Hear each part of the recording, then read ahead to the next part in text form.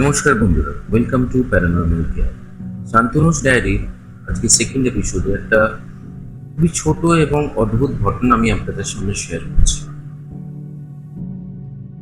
ঘটনাতে এগোনোর আগে আমি বলে রাখি, প্রত্যেক রোববার রাত 9টা paranormal care YouTube channel, paranormal care Facebook পেজে শান্তনুস ডায়েরির কিছু বাছা যে সমস্ত ঘটনা ইনসিডেন্ট আমি নিজে হ্যান্ডেল করেছি, প্যারানর্মাল বা ব্ল্যাক ম্যাজিক ইত্যাদি, এবং যে সমস্ত প্যারানর্মাল ইভেন্ট আমার সঙ্গে ঘটেছে, সেই সমস্ত বিষয় আমি আপনাদের সঙ্গে ঘটনা আকৃতিতে গল্প আকারে অডিও স্টোরির মাধ্যমে শেয়ার করি।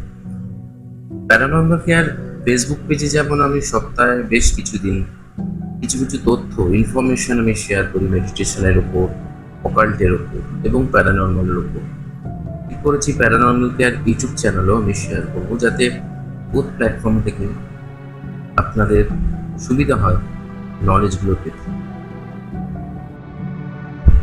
আজকের যে ঘটনাটা আমি আপনাদের সঙ্গে শেয়ার করবো, এটা একটা ডাইমেনশন রিলেটেড, কি খুবই ছোট কিন্তু খুবই ভয়ানক এবং রহস্যময়। এই ফেজটা বলতে পারেন, যে ফেজটা আমার সঙ্গে ঘটনাটা ঘটে, আমার একটা প্র্যাকটিস ফেজ। এই সময় বিভিন্ন রকম ডাইমেনশনের এক্সপ্লোর করছি মেডিটেশনের মাধ্যমে। সেরকমই একটা সময় এই ঘটনাটা আমার সঙ্গে ঘটে। আজকের দিনে যেমন আপনারা আমাকে অনেকেই জানেন যে আমি occult related, black magic remove, paranormal case এবং আরও অনেক অকাল্ট রিলেটেড জিনিস, হিলিং, মহাবিদ্যা হিলিংয়ের সঙ্গে যুক্ত। কিন্তু সেই সময় আমার পরিচয় ছিল সোশ্যাল মিডিয়াতে একজন ডিজাইনার। তো এই ডিজাইনের কাজে আমি সকালবেলার দিকে বাগনানের দিকে যাই। ওখানকার যে সমস্ত কোম্পানিগুলো আছে তাদের সঙ্গে ডিজাইন রিলেটেড, ওয়েবসাইট রিলেটেড কাজ করি। এবার ফেরবার পথে কি হয় সেটা আমি আপনাদের সঙ্গে শেয়ার করছি। চলুন ঘটনাটা শুরু করা যাক।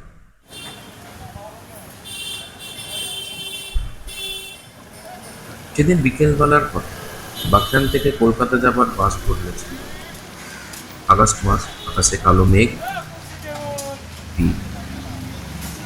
রাস্তায় হালকা কাদামাটি, বাস ভর্তি যাত্রী, কিন্তু কেন যেন সবাই চুপচাপ। আমি জানলার পাশে বসে বাইরের দৃশ্য দেখছি। গাছের নড়া, বৃষ্টি পড়া বন্ধ, মাটির সোদা সোদা গন্ধ এবং বিদ্যুৎ চমকানো মনটা কেমন যেন শান্ত করে তুলেছে। হঠাৎ কখন চোখ লেগে যায় আমি নিজেও বুঝতে পারি।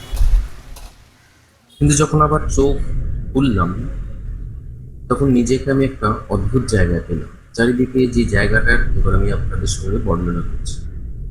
চারিদিকে নিস্তব্ধ, এতটাই নিস্তব্ধ নিজেদের শ্বাস প্রশ্বাসের শব্দ আমি শুনতে পাচ্ছি।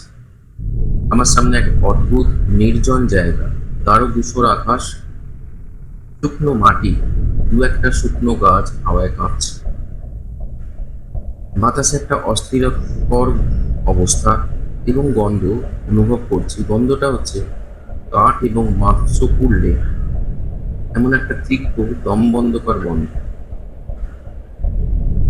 দূরে তাকাতেই দেখি, একটু চোখ এদিক ওদিক মেলতেই দূরে তাকালাম, যখন দেখছি একটা চিতায় আগুন জ্বলছে। বেশ দাউ দাউ করে আগুন জ্বলছে, ধোঁয়া উঠে মিলিয়ে যাচ্ছে সেই ধূসর আকাশে। আমার বুকের ভেতরটা ঠান্ডা একটা শিহরণ রয়ে, কারণ চিতার উপর শুয়ে আছে একটি দেহ, নীরব, অচল, পুড়ে কালো হয়ে যাচ্ছে ধীরে ধীরে। কিন্তু ভয়ের আসল শুরুটা তখনও হয়নি। নিজেকে বুঝতে পারছিলাম না যে আমি চেঞ্জ হয়েছে, যে আমি বাসে উঠেছি, কিন্তু আমি এখন কোথায়। এরকমই চিন্তা করতে করতে আশেপাশের আমার সারাউন্ডিং যা চলছে আমি লক্ষ্য করলাম। চিতার ঠিক সামনে দাঁড়িয়ে আছে একটি ব্যক্তি। তার মুখ স্পষ্টই দেখতেই পাই, আর তখনই বুঝতে পারি এটা সেই একই মানুষের মুখ যার দেহ চিতায় পুড়ছে, যেন নিজের মৃতদেহের দিকে তাকিয়ে আছে সে। তার চোখে অদ্ভুত এক স্থিরতা, তবুও গভীরে লুকোনো আতঙ্ক। ধীরে ধীরে সে আমার দিকে তাকাল, ঠোঁট নাড়ল, এবং ধীরে ধীরে আমিও ওনার কাছে এগিয়ে গেলাম। উনিও আমার একটু কাছে এগিয়ে এসে আমাকে বলল, আমাকে পথ দেখা, আমি ফিরতে চাই কিন্তু খুঁজে পাচ্ছি না রাস্তা। তার গলায় ছিল এমন এক অসহায় এবং শীতল সুর যা আমার বুক কাঁপিয়ে দিল। কিন্তু আমি বলতে পারলাম না, শুধু পিছিয়ে গেলাম কিন্তু হঠাৎ অনুভব করলাম তার পা যেন, আমার পা যেন মাটিতে আটকে গেছে। আমি মুভ করার চেষ্টা করছি কিন্তু মুভ করতে পারছি।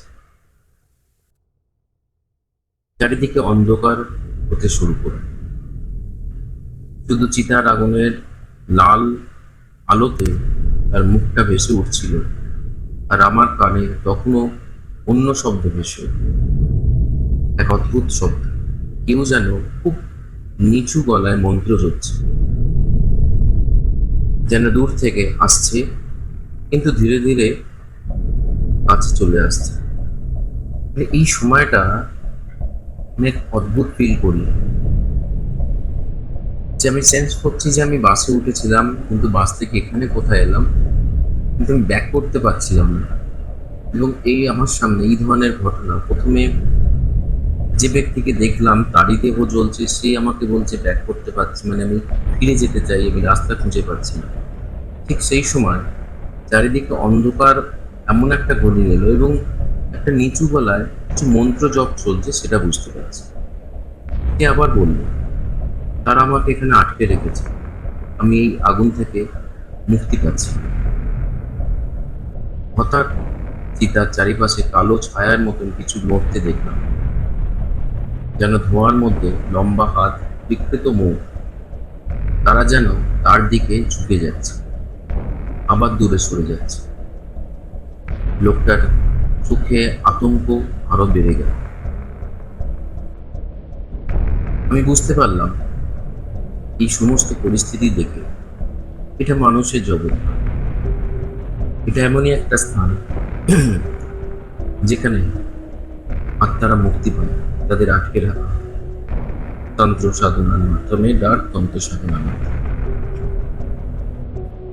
এই সমস্ত চিন্তা করছে এবং লোকটাকে অসহায় দেখে, এবং তার চোরকে অসহায় দেখে কিছু করবারও চেষ্টা করছে কিন্তু কিছু করতে পারছে। এই হেন পরিস্থিতিতে ঠিক তখনই আমার কানে তীব্র একটা বাসের হর্ন বাজল। চোখ খুলে দেখি আমি আবার বাসে বসে আছি। জানালার বাইরে কলকাতার আলো ঝলমল রাস্তা, মনে হচ্ছিল সবটাই যেন সব। কিন্তু তখনও আমি হাতের তালুতে সেই আগুনের তাপ অনুভব করছিলাম এবং বাতাসে তখনও সেই পুড়ে যাওয়া গন্ধ ভাসছিল। এবং যথারীতি তারপর আমি শ্যামবাজার স্টপেজে নেমে বাড়ি চলে আসি। এই ঘটনাটা আমাকে এখানেই শেষ। এরপরে এই ঘটনার কোনো রকম ভাবে আমি সম্মুখীন হলাম, এক অদ্ভুত জগতে প্রবেশ করেছিলাম, যেখানে এক অদ্ভুত জগৎ বসবাস করে। যেটা বুঝেছিলাম এই ঘটনা থেকে, যে মানুষটা পুড়ছে সেই মানুষটাই কে এমন ভাবে আটকে রাখা হয়েছে ডাক তন্ত্রক্রিয়ার মাধ্যমে, যে লাইটের পথ খুঁজে পাচ্ছে।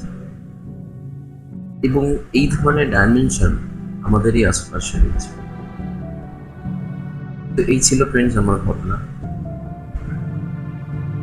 শান্তনুস ডায়েরির সেকেন্ড এপিসোডে এই ঘটনাটা আমাকে প্রচন্ডভাবে ভাবিয়েছে, এই কারণে যে আমাদের এই আশেপাশে এমন কিছু অদৃশ্য জগৎ বা ডাইমেনশন রয়েছে পৃথিবীতে, যেখানে আপনি প্রবেশ করলেও চট করে যদি আপনার সেই শিক্ষা দীক্ষা না থাকে আপনি তৈরি না থাকেন, আপনিও যেতে পারেন আটকে। এরকম আমাদের জীবনে বা আমাদের এই জগতে এরকম অনেক ছোট ছোট পোর্টাল আছে। কিছু কিছু জায়গার আমরা নাম জানি, কিন্তু কিছু কিছু জায়গার নাম জানি না, যেটার হয়তো এন্ট্রি পয়েন্ট আছে, এক্সিট পয়েন্ট নেই। আবার অনেক পোর্টালের এন্ট্রি পয়েন্ট আছে, এক্সিট পয়েন্টও আছে। আমি আগামী কোনো একটা এপিসোডে পোর্টালকে কিভাবে বুঝবেন যে আপনি কোথায় প্রবেশ করেছেন, কিভাবে বেরোবেন, সেই সমস্ত ব্যাপারে আলোচনা। বাইদাবে বলে রাখি, শান্তনুস ডায়েরিতে আপনারাও চাইলে আমাকে আপনাদের জীবনের ঘটনা আমাকে পাঠাতে পারেন। আপনাদের জীবনে ঘটে যাওয়া সত্য ভৌতিক ঘটনা এবং আপনাদের পরিবারের সঙ্গে ঘটে যাওয়া সত্য ভৌতিক ঘটনা আমাকে লিখে হোক এবং ভয়েস মেসেজে হোক, হোয়াটসঅ্যাপ করে পাঠালো। ঘটনা যদি সঠিক হয় এবং ঠিকঠাক হয়, তাহলে নিশ্চয়ই আমি শান্তনুস ডায়েরি প্যারানর্মাল কেয়ার পেজে আমি নিশ্চয়ই প্রত্যেকেও পারে যেরকম শেয়ার করছি, আপনাদের ঘটনা আমি শেয়ার করি। চলুন আজকে এই অবধি। ভালো থাকুন, সুস্থ থাকুন, ঈশ্বরের সান্নিধ্যে থাকুন, ভালো কর্ম করুন এবং ভালো কর্ম করতে সাহায্য করুন। নমস্কার।